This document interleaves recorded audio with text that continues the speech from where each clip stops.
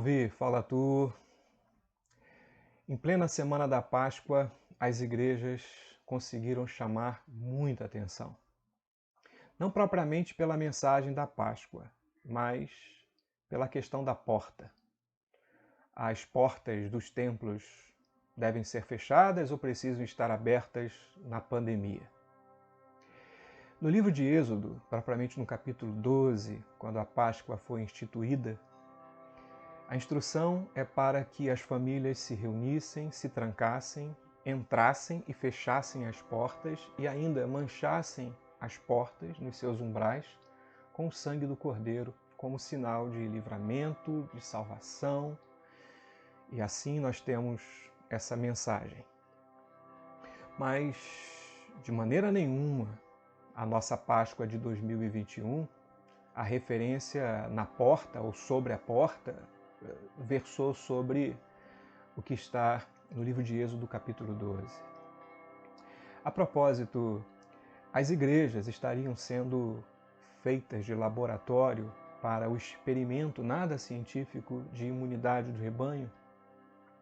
Preocupante é saber que as igrejas, alguns líderes, estão duvidando completamente do que dizem os cientistas, as autoridades sanitárias e mesmo os governantes locais, e estão confiando piamente em uma tese que pode ser tudo menos científica. A imunidade de rebanho, comprovadamente, não é algo que deva ser praticado como política de Estado, nem política de governo. Acontece que em plena pandemia, na semana mais letal, semana da Páscoa, o ex-deputado Roberto Jefferson vem a público, grava um vídeo com um kit como expulsar Satanás da igreja.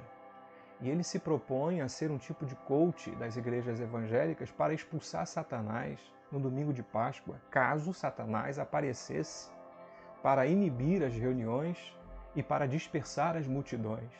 Sob esse pretexto, ele anuncia que Satanás atende à seguinte linguagem: as pessoas vestidas com touca ninja, em suas mãos com veneno em aerosol, com porretes e com tacos de beisebol, para receberem agentes públicos com porrada e com veneno e com violência, para que não fechassem as portas dos templos. Estranho, nada cristão, nada judaico, nada Páscoa, não tem nada de amor.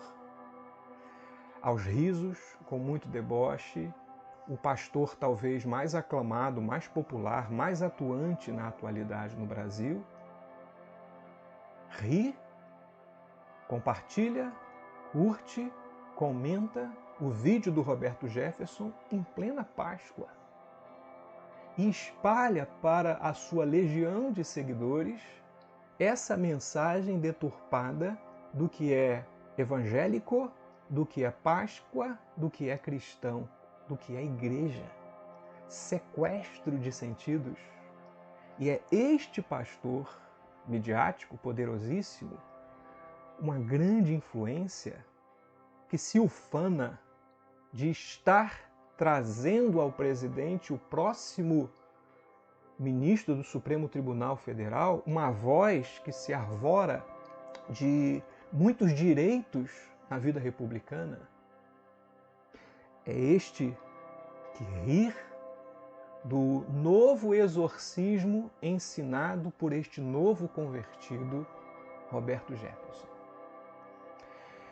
Bem,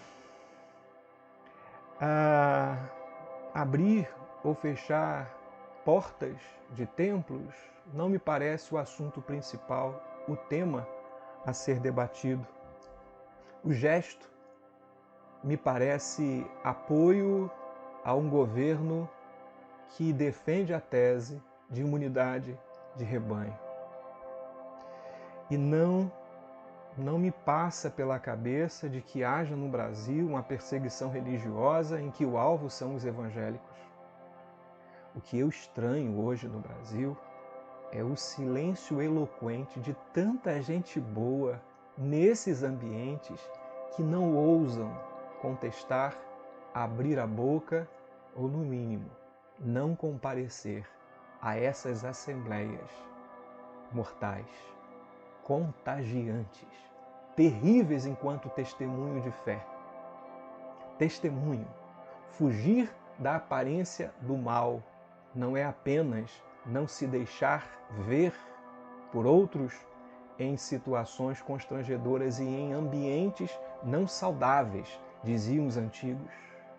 Fugir da aparência do mal é fugir de cultos superlotados em plena pandemia de coronavírus.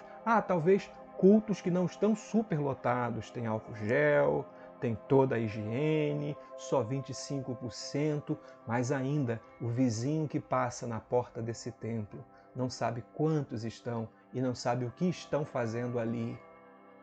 E leem que essa igreja, que é vizinha à sua casa, vizinha ao seu prédio, vizinha no seu bairro, não tem qualquer cuidado, nem pela sua vida, nem pela vida de ninguém.